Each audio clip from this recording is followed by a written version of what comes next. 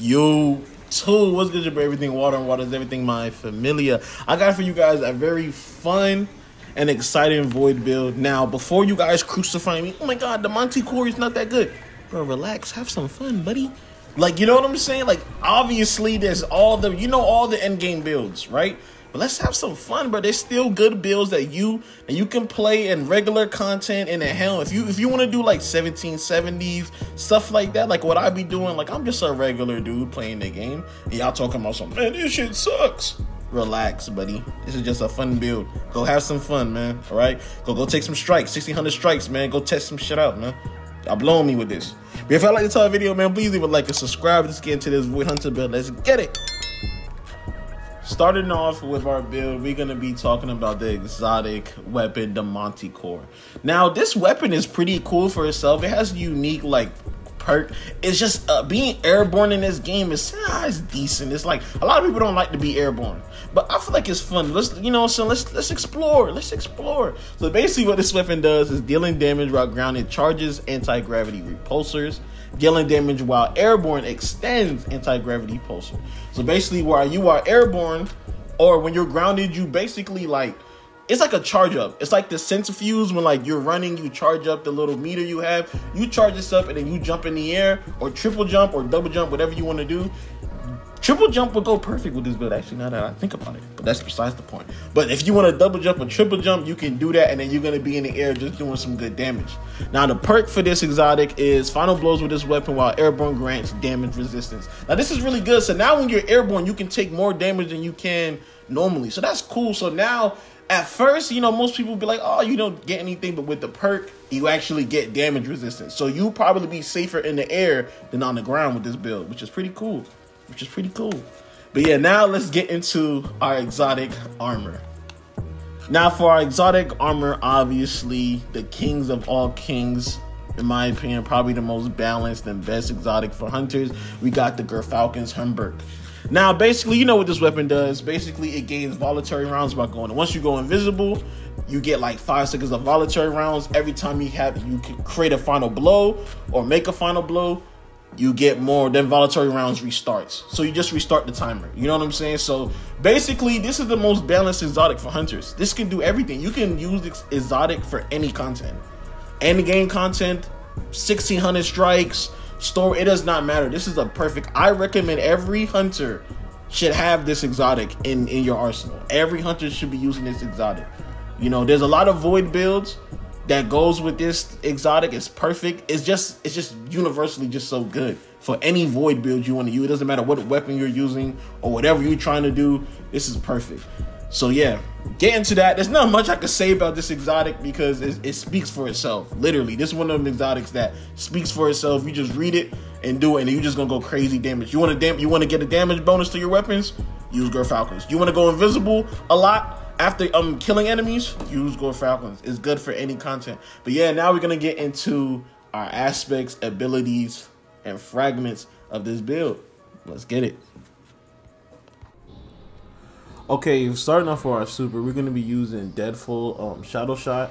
Instead of, you could use Mobius Quiver, but I just prefer like getting your super faster and a little bit quicker after you shoot it. And then it's just good for your fire team when you are weakening the enemies a lot longer than you would go for just damage with Mobius Quiver.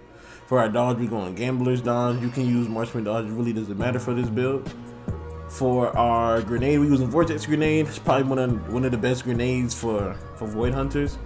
For our aspects, we're going to be using Vanishing Step, and we're also going to be using Stylish Executioner, because as you guys can see, defeating a weakened or suppressed or volatile target grants you visibility. Then this is going to be really good with the Gerfalcons, obviously, because you're going to be going invisible, and that's going to grant volatile rounds.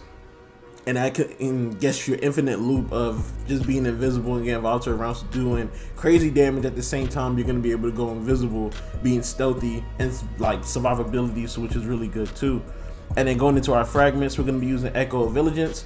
Defeating a target while your shields are depleted grants you a temporary void overshield. This is probably one of the most important to have, especially when you're in any high-end content. Being able to get a final blow, because most of the time you're, for example, my build, I don't really have a lot of recovery, As you guys can see from my stats over here, I don't really have too much recovery, so this is really good. So when I lose my shield and I get to that critical health right here, just getting the final blow on any target, no matter what level they are, or if it's red bar, whatever bar it is, you're gonna get a temporary void shield, which is really good too. Keeps you alive a lot longer. And also we're gonna use an Echo of Expulsion. Your void ability final blows causes targets to explode. Excuse me, again, you just want to be able to spread as much damage as possible. We are using the Gyrfalcon, so anything void is going to get us invisibility. And then right here we got Echo of Resistance. Void buffs applied to you, invisibility, overshield, devour have increased duration. All of these are so good at being able to have a better overshield, devour, which grants you health and grenade energy, and then invisibility, which just grants you more survivability when enemies can't see you. So this is a really good fragment. And last but not least, we have Echo of Starvation.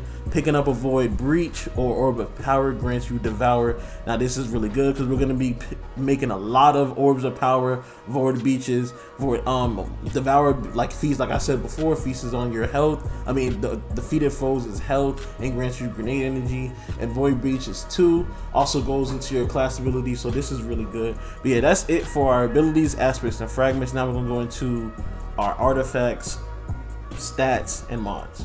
Now for our artifacts, again, this is not a void for season, so honestly you can use what I have here or whatever you like personally, and depending on what you're doing, like what content they have for you, if it's unstoppable, overload, or piercing rounds, whatever. So choose whatever you want depending on what your build is. There's no void artifacts. Now for our stats, you go on max resilience and you go on max intellect. It's important because again, you want to be me. You would, if I was you can go resilience and mobility, but I just love having my super, you know, and because that also grants invisibility too, and just having your super quick, and you're gonna get it quick with the Gyrfalcons and using them on Manticore, which is really cool. But yeah, always make sure you have max resilience when you're doing any content. Over anything that's 1700 and more, you want to go max resilience, especially that. So you can switch out intellect for discipline or mobility, but if you like me, you want your super pretty quick, I go for intellect. Now for our mods, you guys can screenshot this right here. I'm going heavy ammo finder, and I got void set on, so you know, gives me final blows with void weapons with a Monte Carlo. This, like I said, chances depending on what your content is. If you want to have void damage resistance for combatants or solar, whatever, switch it up. And now right here, I'm also buffing my void weapon. Then I'm also just subtracting void and reducing my ability cooldowns and stuff like that.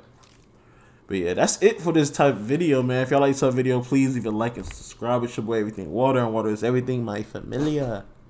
I'm out.